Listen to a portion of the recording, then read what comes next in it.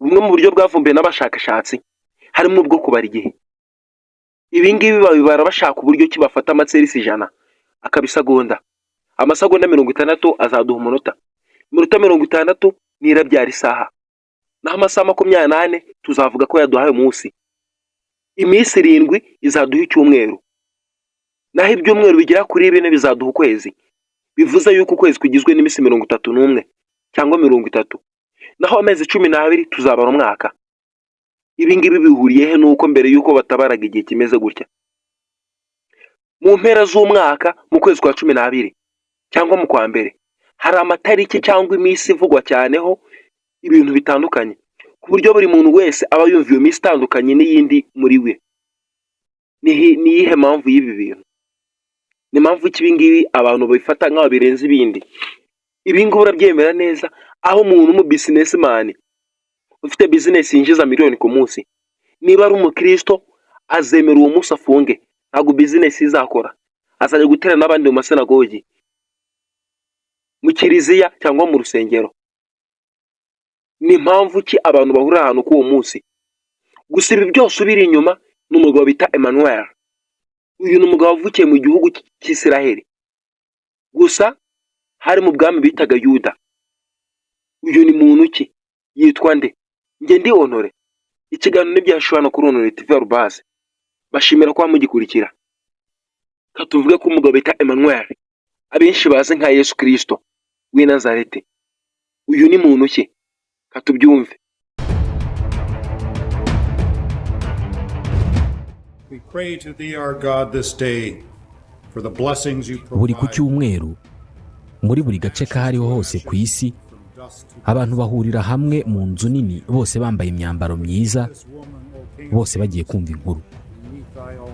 Mu myaka irenga 2000 yose ishize iyo nkuru yarabazwe, irabarwa na n'ubu baracyayibara. Uko ibisekuru byagiye bisimburana, buri cyose cyagiye kisobanura ukwacyo. Iyo ni inkuru y'umugabo witwa Yesu w'i Nazareti, umugabo waje guhinduka Yesu Kristo. Inkuru ye yabazwe mbere na mbere n'abantu babanye nawe, bamukurikiraga hagiye hose. Nyuma yaho abamwemeye bakamwemera nk'umwami n'umukiza wabo, nabo bakurikiyeho mu kuyibara mu ivanjiri n'ubundi butumwa bwiza. Uko niko havutse amadini. Amadini nayo akimara kuvuka yatangiye kuba ari inkuru. Buri ku cyumweru no ku yindi minsi mikuru ya Gikristo twese tujya kuyumva. Ndabasuhuje, nitwa Ismael Mwanafunzi. Reka natwe iyi nkuru tuyivuge muri iki kiganiro, twifashishije amakuru ava mu banyamateka, abahanga mu by'ibisigaramatongo ndetse n'abahanga mu iyobokamana. Tugiye gusubira mu gihe Yesu yari ariho hano ku isi, tuvuge ko ubuzima ashobora kuba yarabayemo. Umugabo bivugwa ko yavukiye mu bukene, ariko izina rye rikaza kure mu kwizera gukomeye mu batuye isi, abayituye ubu n'abazayituraho. Tubahaye ikaze. Dufite amakuru atari menshi cyane ku buzima bwa Yesu w'i Nazareti. Tuzi ko yavutse mu myaka irenga 2000 ishize. Tuzi ko yabaye muri Palestine. Tuzi ko yabatijwe nyuma agahinduka umuvugabutumwa cyangwa se umwigisha. Ikindi tuzi nuko yiciwe ku karubanda abantu bose babibona. Uyu ni muntu ki wategekaga inyanja n'imiraba n'imiyaga bikamwumvira? Icyo kibazo cyanditse muri Matayo igice cya 8 umurongo wa 27. Hamwe n'ibimenyetso bike bafite, abanyamateka n'abashakashatsi mu by'ibisigaramatongo bagerageje gusubiza icyo kibazo. Imbogamizi ikomeye bahura nayo mu kugerageza kubara inkuru ku buzima bwa Yesu nuko hatari amakuru aturuka ku bantu banyabo babanye nawe mu buzima bwa buri munsi. Hari abashakashatsi batekereza ko amateka nk'uko tuyazi adafite ubushobozi bwo kubika ubuzima bw'umuntu nka Yesu. Impamvu ni uko Yesu yari umuntu umeze nk'abandi bantu benshi babaho, banabayeho hano ku isi, babakene, batavuka ibwami, ndetse badafite ikintu kinini mu mibereho, batandukaniyeho n'abandi. Ni umwe mu bantu babayeho ubuzima butifuzwa n'abantu benshi, bakarinda bapfa babayeho muri ubwo buzima. Ibyo ntabwo ari ibintu bishishikaza abanyamateka mu kubyandika. Abantu babarirwa mu mamiliyari menshi babaho kandi babayeho ubwo buzima, none nta nubwo tuzi ko babayeho. mu by'ukuri inkuru z'ubuzima bwe abantu bazihereye ku kumva uko abakristu ba mbere bamutekerezaga. Izingiro n'intangiriro y'iyi nkuru ni uko Yesu yavutse nk'umuturage w'ubwami bw'abami bw'abaromani. Muri icyo gihe umwami w'i Roma witwaga Augusto ategeka ko haba ibarura ry'abaturage bo mu bihugu byose byategekwaga n'abanyaroma. Luka ibice 2 umurongo wa 1. Bivugwa ko igihe hasohokaga itegeko ryo kubarura aribwo Yesu yavutse. Umva ko ubuzima bwari bumeze muri icyo gihe mu bwami bw'abami bw'abaromani. Uyu ni Professeur John Dominic Crossan, umwarimu w'amateka muri kaminuza ya DePaul muri Illinois muri Chicago. Yesu yavutse ku ngoma y'umwami w'abami Augustus. Muri icyo gihe ubukungu bwari burimo kuzamuka ku muvuduko munini muri ubwo bwami. Ni mu gihe bise Pax Romana kubera amahoro yari aganje muri icyo gihugu muri icyo gihe. Ku mafaranga yakoreshwaga habaga handitseho ngo Divi Filius, bivuze ngo umuhungu w'Imana. Augustus yifataga nk'umuhungu w'Imana, ubwo bivuze ko Imana yari se Jules Caesar, son of God. Abaturage bose bari babizi ko umwami w'abami Auguste yari umucunguzi w'isi. Byabaga byanditse ahantu hose. Kimwe mu byabemezaga ibi ngibi byari uko yari yarazanye amahoro i Roma. Umva uko bamuvugaga: uyu ni Augustus Caesar, umuhungu w'Imana ugiye kugarura igihe cy'amahoro, ituze n'ubutunzi, kandi akagura ubwami bwe. Ubu bwami bw'abami bw'abaromani bwafataga hari inyanja ya Mediterane uyu munsi, buhereye mu majyaruguru ya Afurika bukagenda bukagera mu burengerazuba muri Espanye y'uyu munsi. Mu burasirazuba bwaragendaga bukagera mu Misiri, Turukiya, Ubugereki na Palestine. Aha muri Palestine niho Yesu yavukiye, ku butaka bw'ubwami bw'abaromani ahitwaga Yudeya. Aha yavukiye hategekwaga n'umwami witwaga Herode. Ubwami bw'abami buba bufite umwami w'abami utegeka abami bose nabo bategeka ubwami bugize ubwo bwami bw'abami. Ni nk'uko uyu munsi leta ziyunze ziba zigizwe n'intara cyangwa se izindi leta ziyoborwa n'abaguverineri, ariko nabo bayoborwa na perezida uyobora izo leta ziyunze. Mu bami bategekaga ubwami bwari bugize ubwami bw'abami bw'abaromani rero harimo n'uyu Herode wategekaga Yudeya. Yesu yaje kwisanga yavutse ari umwe muri rubanda rw'uyu mwami. Holland Hendricks ni impuguke mu birebana n'iyobokamana. And Judea, the king Herod was in effect a client king. Yudeya, umwami Herodi yari ahagarariye Roma muri ako gace. Niwe wari ijwi rya Roma muri kariya gace. Instrument of Rome is best in that. Bitekerezwa ko ari we mwami ukomeye wabayeho muri Isirayeli kuva Bibiliya yakwandikwa. Umugabo w'igihangange, ariko utakwifuza ko akundana n'umukobwa wawe, kubera ko nubwo yagiraga imigambi myinshi igamije gushaka ubuhangange bw'ubwami bwe, ariko bavuga ko yahubukaga kandi akagira umwaga. Yari ashishikajwe cyane no kubaka Yerusalemu, akayigira umwe mu mijyi ikomeye cyane ku isi, ku buryo abantu bazajya bajya muri Yerusalemu nk'uko bajyaga Atene cyangwa si Roma cyangwa mu yindi mijyi yari mu gice cya Mediterane.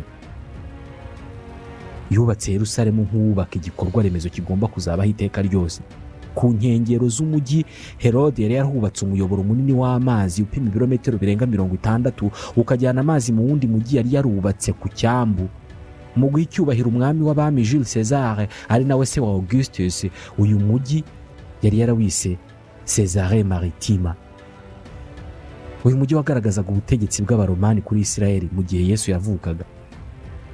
Ubutegetsi, umuco ndetse n'ubucuruzi bw'abaromani nibyo byagengaga imibereho ya bose muri aka gace. Nguyu umwuka n'imibereho Yesu yavukiyemo.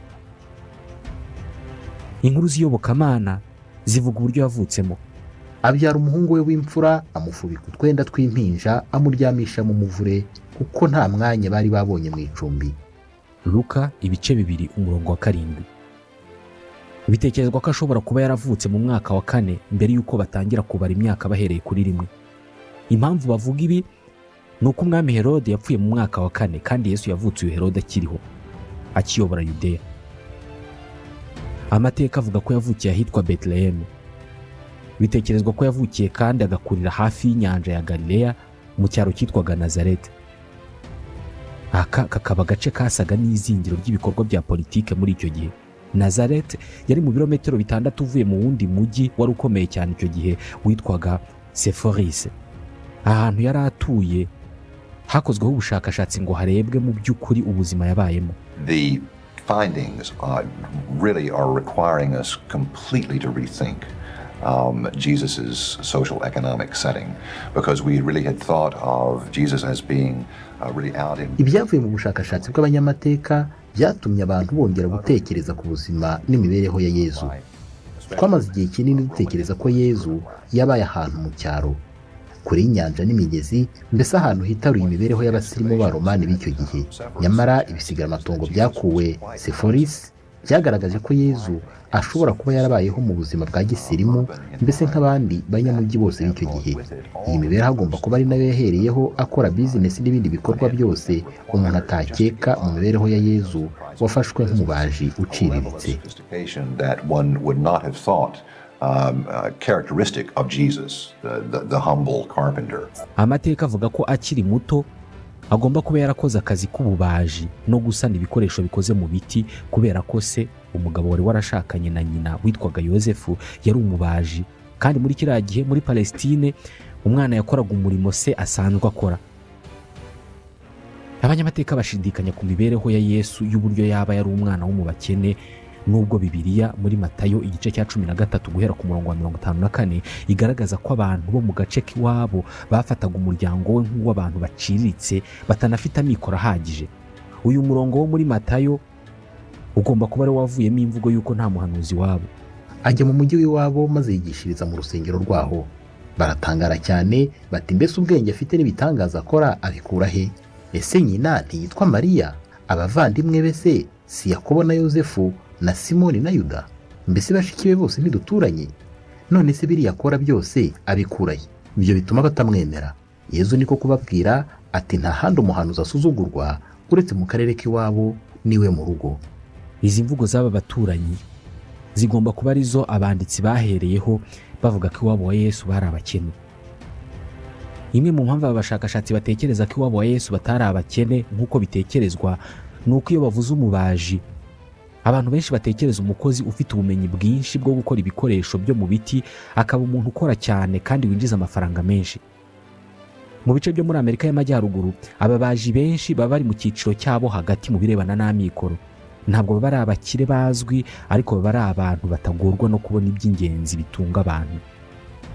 Gusa ku rundi ruhande, ntabwo ari igitekerezo cyiza kubakira ku mibereho y'ababaji b'uyu munsi ngo uvuge ko imibereho ya Yesu wavukiye mu muryango w'ababaji yari imeze neza muri iki gihe, kubera ko muri iki gihe yavukaga iki cyiciro cy'abantu bafite amikoro yo hagati nta cyabagaho.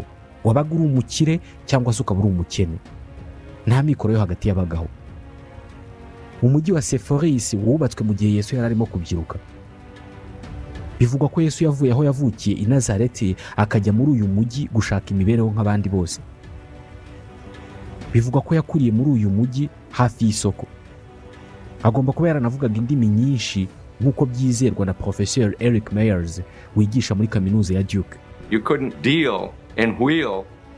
Ntabwo washobora kubaho muri icyo gihe ngo ugire icyo ukora haba mu kazi gasanzwe cyangwa mu isoko utavuga Ikigereki. Ntabwo ntekereza ko umuntu wari ku rwego nk'urwe yaba atarazi kuvuga Ikigereki. Yezu yavugaga indimi eshatu. Yabaye mu muco w'aba Arameya ndetse n'uwa Kiyahudi. Yari azi ubuvanganzo bw'iyo mico, akongeraho n'Ikigereki yari akeneye cyane kugira ngo ashobore gukora akazi ke k'ivugabutumwa. Uyu mujyi wa Seforis nubwo wari wiganjemo imico y'Abaromani n'Abagereki, ariko wari umujyi w'Abayahudi. Yesu yakomeye ku myemerere gakondo ye ubwo yavaga i Nazareti agiye guhinduka umuvugabutumwa. Atangira kubigisha agira ati, ntimwibwire ko nazanywe no kuvanaho amategeko cyangwa ibyanditswe n'abahanuzi.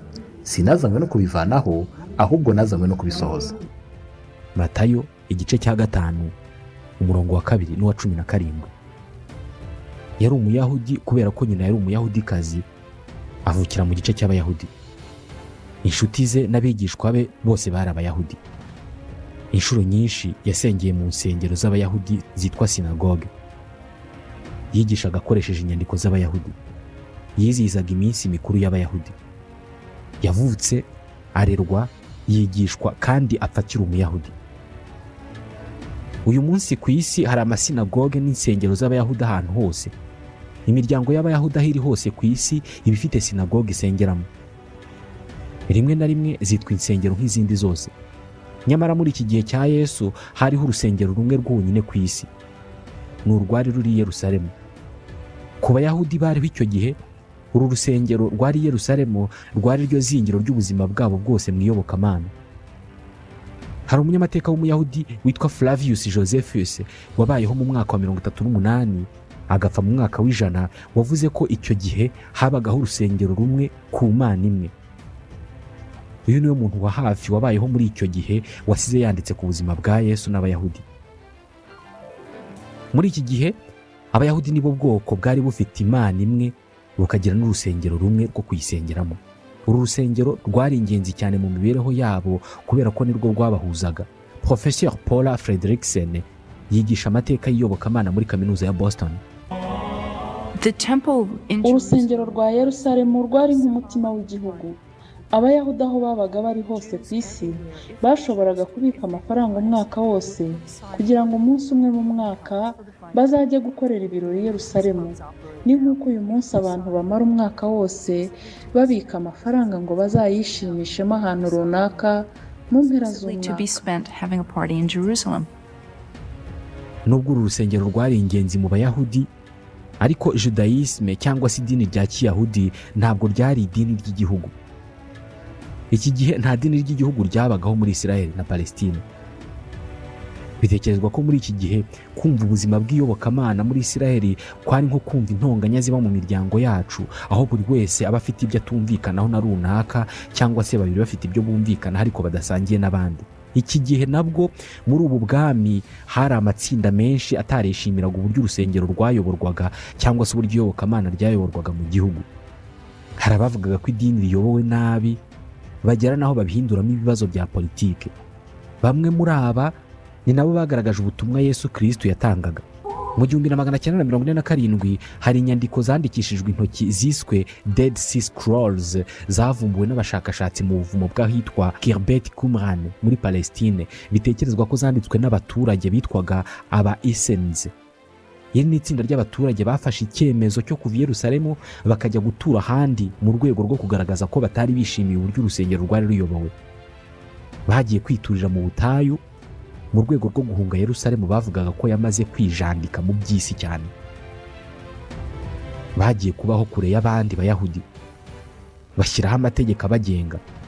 Ushatse kubinjiramo agakora indahiro. Bisa n'uko uyu munsi itsinda ry'abantu rifata icyemezo cyo kwiyomora ku idini basanzwe basengeramo bakajya gushinga irindi ku ruhande, bavuga ko abasigaye muri iryo dini ryabo hari ibyo batubahiriza mu mategeko y'Imana. Aba biyitaga abatowe. Umuntu wese wifuza kwinjira mu muryango w'abatowe agomba kwiyemeza kuba hakurikije amategeko agenga uyu muryango. Agomba kwiyemeza gukunda abana b'umucyo bose kandi akanga abana b'umwijima bose. Namwe mu mategeko yanditswe muri za nyandiko navugaga mu kanya ziswe Dead Sea Scrolls. Iri tsinda baryitaga idini ryiyomoye kuri Judaisme ariko rihanura imperuka, Apocalyptic Sect. Ni idini ryifataga nk'aho ari ryo ry'ukuri mu gihe idini gakondo ryamaze kwinjira mu buyobe. Bavugaga ko Imana ifite uburyo igiye guhana isi, igakuraho akarengane kazanywe n'abayoboraga igihugu n'idini, ubundi igakuraho ikibi cyose. Twebwe abahisemo neza tukajya mu batowe tuzabana n'Imana, haba hano ku isi cyangwa se mu ijuru, ariko tuzabana n'Imana. Niko bavugaga. Mu nyandiko zabo bigaragara ko aba bantu bavugaga ko hatazaza Mesiya cyangwa se umucunguzi umwe, ahubwo hazaza babiri. Zimwe mu nyandiko zabo zavuga ko hazaza Mesiya wa Aaron akazaza gusubizaho urusengero rwa Yerusalemu rugasubira mu nzira igororotse. Undi Mesiya bavuga ko azaza n'uwa Dawudi. Bavuga ko uyu azaza ari umwami akaza aje kuyobora intambara. Izi nyandiko zanavugaga uburyo imperuka izagenda. Aba bantu bavugaga ko hazabaho intambara izashyamiranya abana b'umucyo n'abana b'umwijima. Iyi ntabwo ari intambara y'abantu gusa, ahubwo ni n'ingufu kamere ubwazo zizarwana, iz'umwijima zikarwana n'iz'umucyo. Birumvikana iz'umucyo nizo zizatsinda. Ibi birumvikana nk'aho bashakaga kuvuga irangira ry'isi, ariko ntabwo ari byo bavugaga. Bakoreshaga amagambo nka iherezo cyangwa se imperuka.